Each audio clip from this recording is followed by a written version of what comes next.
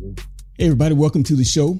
I'm Tony Glasgow. I am your host, and today on the show, I'll be talking with Malik Boynton.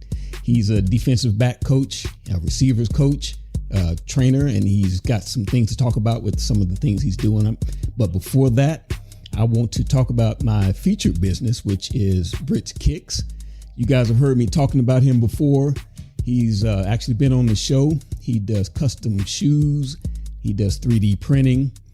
Some of the things that he does is just amazing. Some of the things I can't, believe that he does. He does an airless basketball. He does keychains, some frame printing. So check him out. Everything will be in the description, and also on the screen here. You can just kind of check him out on Instagram, see what he's doing. So let's go ahead and welcome Malik to the show. How you doing this evening?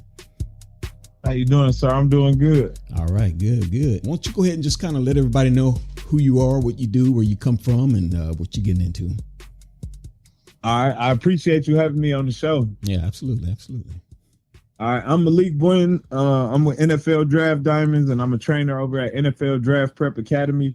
I'm partnered with DB Network, some great guys over there, Mark Parson, D Maggot, and then, obviously Damon Talbot over at NFL Draft Diamonds. I'm an NFL consultant, but I'm also a trainer, like I said, and I work with the ages of youth all the way to pro. Okay. I believe in the trickle-down effect. So I got the older guys out there with the young guys, hoping they can, spread their knowledge and mentor the guys on the way to everybody chasing their dreams. So that's what I believe in, and that's kind of how we operate over at NFL Draft Prep Academy. Okay. All right. Yeah, I've never seen that style before with the, you say the younger, older guys out there kind of teaching the younger guys. Is that some guys that you're training will help out teaching, or how does that work?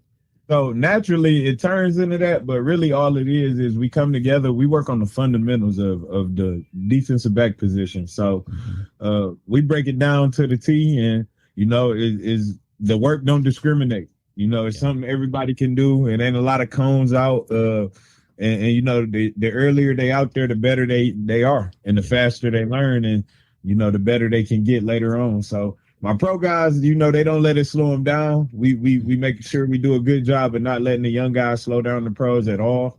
But at the same time, the pros, they're a little more polished and a lot more knowledgeable. So, they catch on quick, and they'll see something and they'll point it out. So it'd be cool. But yeah, man, like it's working good. It's a good thing to see.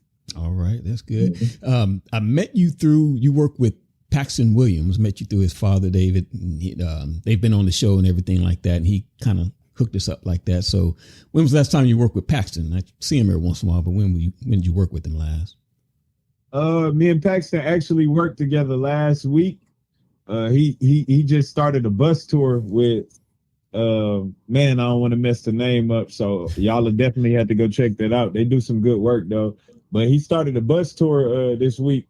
So I saw him just recently at the TCU football camp, and he kind of took off from there, and he'd been to Baylor and Texas A&M so far. So Paxton does a great job. He's a hard worker, and as he grows up and learns a little bit more about the game and gets a little more experience under his belt, I think he's gonna be an elite player. Yeah, he definitely brings the energy. I know that. Mm-hmm. Yeah. So explain this about, I never heard about this before, the bus tour. I know you don't want to mention the company or anything, but is that exactly what they do? They just load kids up on the bus and they go to camps, or how does that work?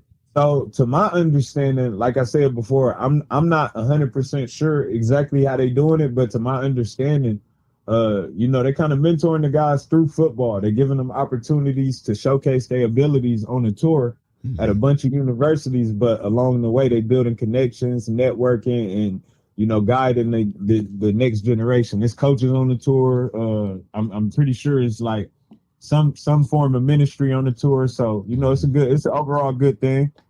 Okay, that's good. I need to ask him about that. Check that out.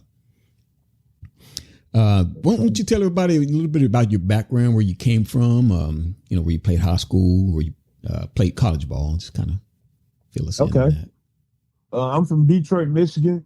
Originally, I'm actually from Downriver, Michigan, so Southwest Detroit, Ecorse, River Rouge area. Growing up, I was always in River Rouge football program as a junior Panther. And once I got to high school, my mom got sick. She had breast cancer, so she got really, really ill. And she wanted me at the time, River Rouge had the best reputation educationally or academically. But they was in the midst of making a transformation by hiring a coach, Corey Parker, over there, who is now at the University of Illinois as the defensive back coach. So he gave this pitch to me, like trying to get me to stay. And, looking back on it, I wish I would have, but I ended up transferring over to Melvindale High School. And, we went over there, me and a couple of my guys, and we went over there and, we played our high school career over there. I played every sport, football, basketball, baseball, ran track a little bit. And, I got granted the opportunity to go to Austin Peay State University out of high school, which is a small Division I school out in Clarksville, Tennessee. So I got there, played all 4 years, started every game of my career. And I got, I was blessed enough to get an opportunity with the Pittsburgh Steelers. So I went there. And that kind of launched my career. I didn't stay long, but from there, I got multiple other opportunities. I went and played for the AAF with the Memphis Express. And then I went to Canada for a couple of years and signed a couple contracts up there. And, that kind of led me to where I am now, training the youth and leading the next generation of young athletes. Yeah. Okay. So you mentioned a little bit about your training style, how your sessions go or whatever, but can you kind of just give a little more insight on how you do each session? Is it group sessions, mostly group sessions? Are you one-on-ones, or how does that work? So I go group sessions 3 times a week with wide receivers and DBs 3 times a week. And then through there, most of the time I got a little more free time, but right now it's camp season. So I pull up to the camps with my guys and kind of, I'm there to support and, just watch and see what we need to work on when we get back in the lab. So my schedule really been group sessions throughout the week, but I am still available for independent, solo sessions. I offer it all. So whatever my athletes need, I just try to make sure I got that resource and I offer that service to make sure they're successful. Okay. All right. And how long have you been training at this level? At this level, to this magnitude, I just started in January, but I've been training since I was like 14 years old. And that's where the idea, derived from. Like when I came up, I had younger guys. I'm the oldest of 4, so I naturally was like, trying to be the leader of the pack. But growing up, I had guys that looked up to me that was still my same age. So I took it upon myself to kind of try to be a leader in a positive way. And we would go to the field and get work and I would lead that. So it came kind of natural once I got older. Yeah. Okay. All right. And among other things, you mentioned to me earlier that you were a high school coach as well. So how was that experience? Is that something you could build on, or is it just something that you enjoyed, or how did you like that? The high school experience was great. I spent 2 years as a defensive back coach and I learned a lot, and I was blessed enough to get my 3rd year in high school. I was pretty young, very young. I was promoted into the defensive coordinator role. And, I'm at a 6A high school in Texas and I'm the defensive coordinator at 27 years old. And, I'm just pushing, trying to figure out the best way to, execute my vision on defense while also abiding by, the vision of the head coach. So I gained a lot of knowledge from the head coach. He taught me a lot, and, we got things rolling, and we had a pretty good year on defense. We ended up leading the district and defensive touchdowns. So that was a big positive.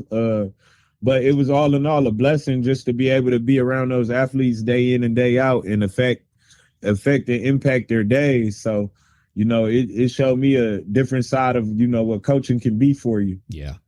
I could just imagine having a coach that young trying to, tell me, actually teaching me the ins and outs of everything like that, because he's been through it as well. It seemed like it'd be a little bit more relatable to someone that's, 17, 18 years old to have a 25, 26-year-old coach. So how did that rapport go with those boys? I mean, like you said, I don't run from discomfort or anything like that. I address everything in in the atmosphere. So I know I'm young coming into it. I know I look even younger than I actually am. I'll be 29 this month, but I know I look around like 20, 21, 22. So I know I got to come a little bit more sharp than, the more veteran seasoned coaches, because they already got that credibility and that respect and that reputation. So I make sure I'm on point with what I'm doing. And, I talk to the guys with respect. I'm not one of them people that, like try to coach you with no dignity and like fuss at you and cuss at you. Like, don't get me wrong, I'm gonna push you, I'm gonna be on you, but it's a certain respect level I make sure I never cross with my guys. So, they trust me, and they ultimately they know I want what's best for them, and we working towards the same goal. So even when we do have those times where we might butt heads or disagree, we can take a step back and just recompose and remember that we working together for the same goal. Yeah. It's got to be a fine line, working on that, trying to not be too buddy with them, because you have to do a job, but you still want to be a mentor to them and someone that they look up to. So I imagine that's a pretty thin line to walk, right? I mean, I ain't gonna lie. As the time goes, the line get a little bit bigger for you, because, like I say, once they start to trust you, then they know like it's coming from a good spot, even when you do have those moments. Because I mean, I'm a person too, so I'm intense about what I want, and what I want is them to be their best. So until we get there, I'm a push and I'm intense. So I know a lot can come with that, but at the end of the day, we working for results. Yeah. And when we can be mature enough to do that, the sky is the limit. Yep. Do you think you'd ever jump back into high school or coaching at all? You think you would like to move up in the college ranks or anything like that? Or are you good where you are right now, you think?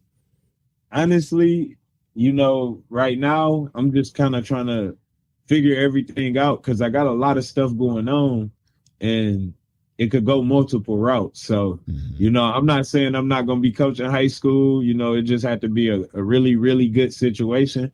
But at the same time, I'm exploring other avenues and, meeting people that, bring other things to the table for me. So I got a decision to make soon. And, I'm definitely not scratching high school off the list, but I'm definitely hearing out other options. Yeah.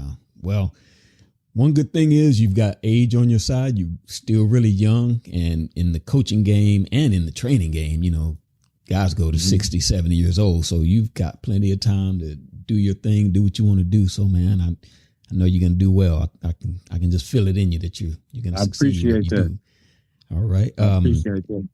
So let's go ahead and talk about some of the things that you are doing other than training, because you were talking about a DB retreat that's coming up later this month. So fill everybody in on what's going with that.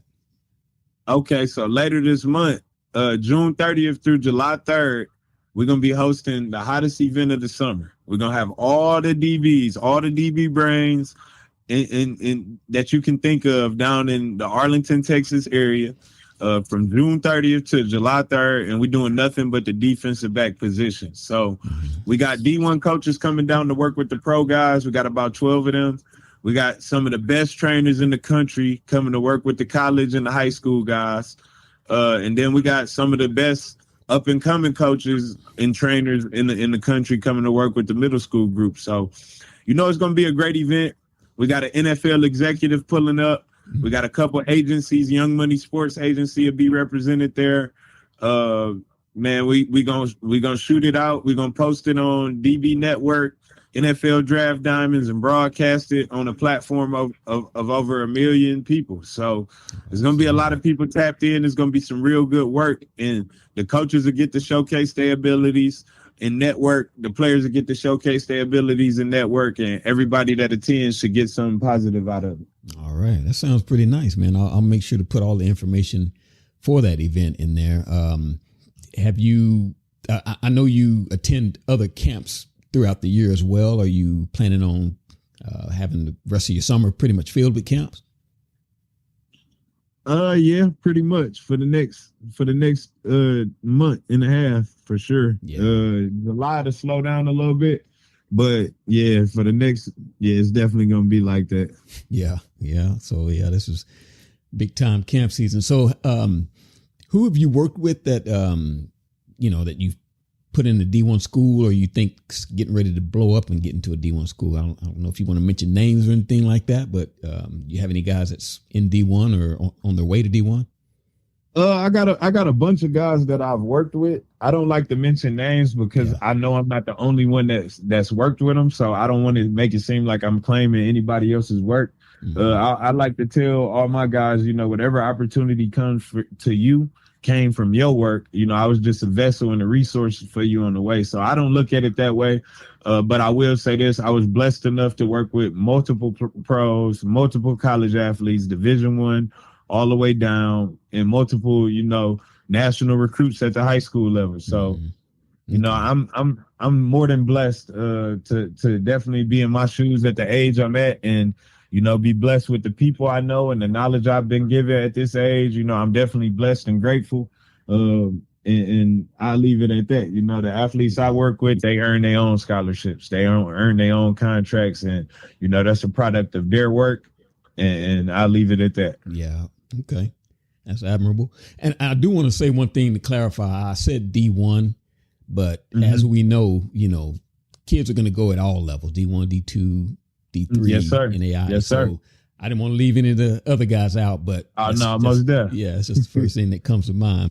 All right, so now I want to just kind of get into a little bit of nuts and bolts of things, what I normally talk with about trainers or recruiters and coaches, and it's NIL, because that's the hot thing. Everybody's talking about that right now. So what are your thoughts on it? How do you feel about it? Is it a good thing or a bad thing in your opinion? I think the NIL is a great idea. I think just like everything else that you try to implement, after a tradition has been set and you kind of make a progressive move like that, especially one so drastic, I think it's always going to be a lot of stuff to work through on the front end. But if they can regulate it and kind of get more control on it, man, I think it'll be great. I think it'll be great for both parties because, the athletes deserve it. But at the same time, you don't want to have to feel like your program is at risk because a guy ain't happy about the money he making at your school. It's a bunch of other things and factors that should be into a college experience that should drive your moves. Like, I think the NIL pushes guys to, kind of steer off of their pathway a little bit when it comes to, future moves and entering the transfer portal and stuff like that. Yeah. Well, I know a lot of these youth, they come from backgrounds that are just all different types. And so some of these guys, like you're saying, complaining about not making the money that he should, they feel like they, deserve it and they need it, and they probably do with their family. So I can see where that's coming from. But do you see that becoming a bigger problem, or do you think schools will just kind of at some point just start cutting that off and cutting their losses? I think schools gonna end up, just making that decision a little bit earlier because, just like everything else, people read patterns. So it's almost like the stock market. Like, you're not gonna keep investing into a product that ain't gonna give you no return. You're not gonna keep doing it. So when you see the same trend going on, you see a guy come out and he demanding a lot of money or he demanding a lot of stuff, and he not really focused on the football aspect of it. That's a red flag for you as a coach. Yeah. So with all the work that you've told us about and all the things that you do, where do you find time, or when do you find time to just kind of hang out and take some time for Malik and do what you want to do? Yeah, man, I'm going to be honest with you, man. Everything that I do is what I dreamed of doing. So the work is my piece. It's my piece. Like, yeah. And that might sound cliche, but I really do mean that. Like, it's the summertime. I was in the education field, so I'm really not busy during the day. I'm really on vacation. So I plan, these sessions and these events into my free time because I really love to do it. So, I enjoy every second of what I do, the training, the connecting with athletes, helping them find opportunities, reaching out to coaches, telling them about athletes. Like, I enjoy every part of it, programming, making my programs for my workouts. Yeah. So it might seem like work, but it's actually like it feel like a game simulation to me because it's something I want to do. Yeah. So I have fun doing everything I do. Well, that's cool. That's cool. How often do you, I know you just said you do it a lot, but is it like on a regular basis, daily basis, you're networking with coaches and recruiters and athletes? I know athletes for sure, but is it a daily thing for you? For the most part, yeah. I'm talking to coaches, agents, athletes every day. Yeah, every day. Yeah. So yeah, it's a daily thing for sure. Okay. All right. Well, I see that you told us about the DB retreat, and I'm sure they're going to be more in the future. So are you planning one each summer, or are you going to try to do more than one per summer, in the future? Honestly, I'm just focused on the one I got right now. And once I see how it roll and, like who gets behind it, pause, then we can, we can figure out how we want to move forward with it in the future. Yeah. Okay. I know I may have asked you a little bit about this, in one of the other questions, but what do you see yourself doing in the future with this? Is this going to be more like an enterprise thing, or you want to move on to something different, or how do you see yourself in the future with it?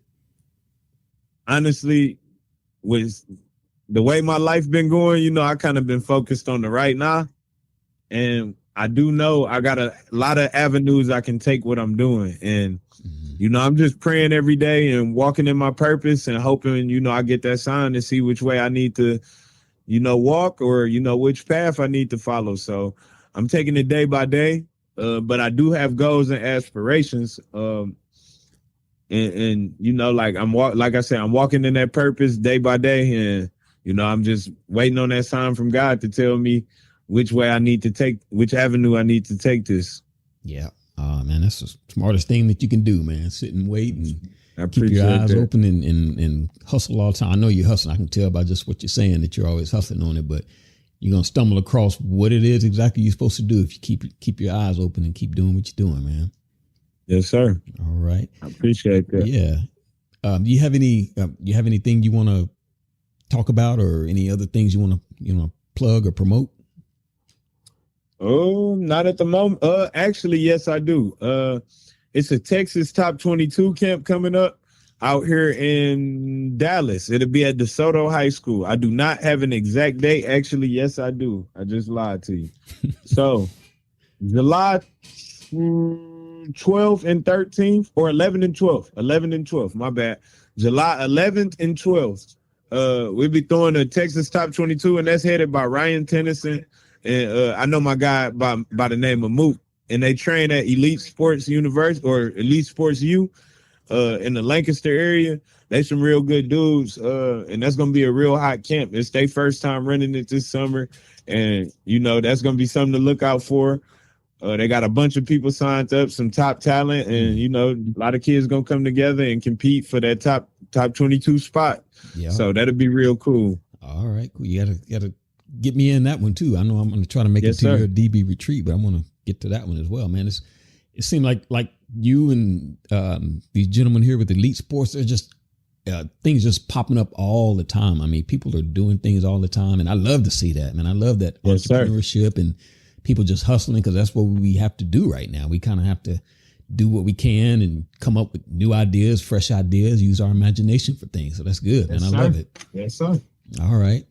Well, I want to thank you, Malik. I appreciate you taking out time. I know your time is very valuable. I thank you for coming on and giving us some insight. And I hope I can get with you again. And I'm definitely going to make it to your retreat, but I want to get you on the show again a little bit later, maybe after summer. Yes, sir. All right. Yes, sir. Well, I appreciate you having me. Yeah, no problem. I thank everybody for watching. And don't forget to check out Britt's Kicks. Get your kicks there, get your custom gear, things that you need. Check it out on Instagram, and it'll be in the description as well. Information for Malik will be in the description as well, and all the things that he talked about. So you can feel free to check all that out, and we'll see y'all next time. I appreciate it. You have a good night.